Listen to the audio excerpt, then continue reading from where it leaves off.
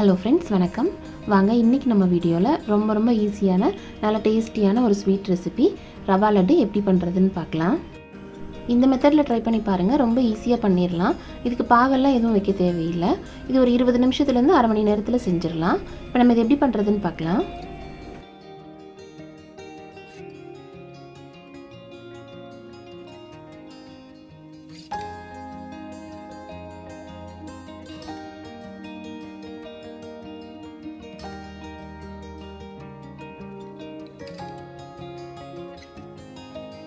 இப்போ ஃபஸ்ட் இதுக்கு 1 கப் அளவுக்கு வெள்ளை ரவை எடுத்துக்கலாம்.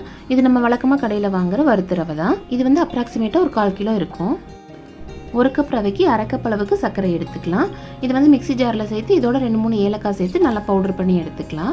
இது அரைச்சதுக்கப்புறம் நம்மளுக்கு 3/4 கப் அளவுக்கு சர்க்கரை பவுடர் கிடைக்கும். ஆல்ரெடி பவுடர் பண்ண சர்க்கரை எடுக்கிற மாதிரி இருந்தால் 3/4 கப் அளவுக்கு பவுடர் சர்க்கரை எடுத்துக்கலாம். சர்க்கரையை இந்த மாதிரி நம்ம பவுடர் பண்ணி சேர்க்கறதுனால ரொம்ப ஈஸியாக பண்ணிடலாம். பாகெல்லாம் எதுவும் வைக்க தேவையில்லை. இதோட தேவையான அளவுக்கு திராட்சை முந்திரி எடுத்துக்கலாம். இப்போ கடாய் நல்லா சூடானதும் 2 டேபிள் ஸ்பூன் அளவுக்கு நெய் சேர்த்துக்கலாம். நெய் நல்லா சூடானதும் முந்திரி திராட்சையை சேர்த்து வறுத்துடலாம். 1/4 கிலோ ரவைக்கு 2 டேபிள் ஸ்பூன் நெய்யே தாராளமாக இருக்கும். நெய் அதிகமாக சேர்த்துட்டோம்னா லட்டு பிடிக்கிறதுக்கு வராது.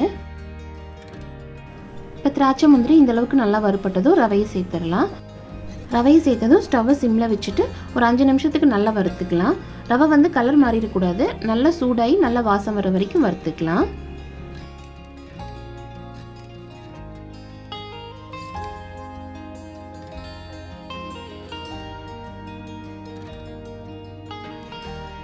இப்போ ரவை நல்லா வறுபட்டு நல்லா வாசம் வர ஆரம்பிச்சதும் நம்ம பவுடர் பண்ணி வச்சுருக்கிற சர்க்கரையை சேர்த்துடலாம். இப்போ ஸ்டவ்வை சிம்மில் வச்சுட்டு நல்லா ஒரு 5 நிமிஷத்துக்கு இதை வந்து நம்ம கலந்து விட்டுடலாம். ரவையும் சர்க்கரையும் நல்லா கலந்து வரணும். இந்த அளவுக்கு நல்லா கலந்து விட்டுட்டு கொஞ்சம் நேரம் ஆற வச்சிடலாம். கை பொறுக்கிற சூடு வந்ததும் நம்ம லட்டு பிடிச்சிக்கலாம். கொஞ்சம் நேரம் ஆறட்டும். இப்போ லட்டு பிடிக்கிறதுக்காக கொஞ்சமாக பால் வந்து கொதிக்க வச்சு எடுத்துக்கலாம். இப்போ பால் சேர்த்து லட்டு பிடிக்கிறதுனால கெட்டு போயிருமோன்னு பயப்பட தேவையில்லை. ஏன்னா நம்ம நல்லா கொதிக்க வச்ச பால் தான் சேர்க்குறோம். இது 1 வாரம் வரைக்கும் நம்ம வெளியிலேயே வச்சு யூஸ் பண்ணிக்கலாம், கெடாது. இப்போ பாலை சேர்த்து நல்லா கலந்து விட்டுடலாம். பால் வந்து நல்லா சூடாக இருக்கிறதுனால நம்ம கை வச்சு கலக்க முடியாது. இந்த மாதிரி கரண்டிலேயே நல்லா கலந்து விட்டுட்டு திருப்பியும் கை பொறுக்கிற சூடு வர வரைக்கும் வெயிட் பண்ணலாம். பால் வந்து ரொம்ப அதிகமாகவும் தேவைப்படாது. இந்த மாதிரி சின்ன குழிக்கரண்டிலேயே 3 கரண்டிலிருந்து 4 கரண்டி அளவுக்கு தான் தேவைப்படும். இப்போ நல்லா சூடாக இருக்குது. இது கொஞ்சம் நேரம் ஆறட்டும். அப்புறமா லட்டு பிடிச்சிக்கலாம். இது நல்லா கலந்து வச்சிடலாம்.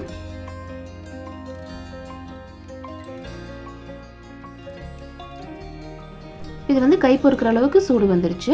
இன்னும் கொஞ்சமாக இதில் வந்து பால் சேர்த்துட்டு நம்ம லட்டு வந்து பிடிக்க ஆரம்பிச்சிடலாம்.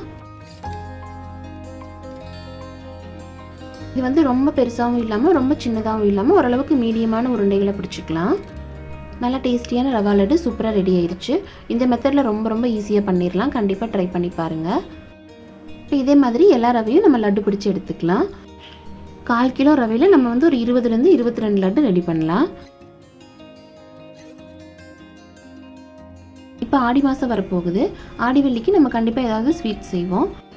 இந்த மாதிரி ஈஸியான ஸ்வீட் செய்யும்போது நம்மளுக்கு வேலையும் கம்மியாகும், டைமும் சேவ் ஆகும். கண்டிப்பாக இதே மெத்தடில் ட்ரை பண்ணி பாருங்கள். ரொம்ப ஈஸியாக பண்ணிடலாம். டேஸ்ட் ரொம்ப சூப்பராக இருக்கும். செஞ்சு பார்த்துட்டு எப்படி இருந்துச்சுன்ட்டு கமெண்ட்டில் சொல்லுங்கள். இந்த வீடியோ பிடிச்சிருந்தா லைக் பண்ணுங்கள்.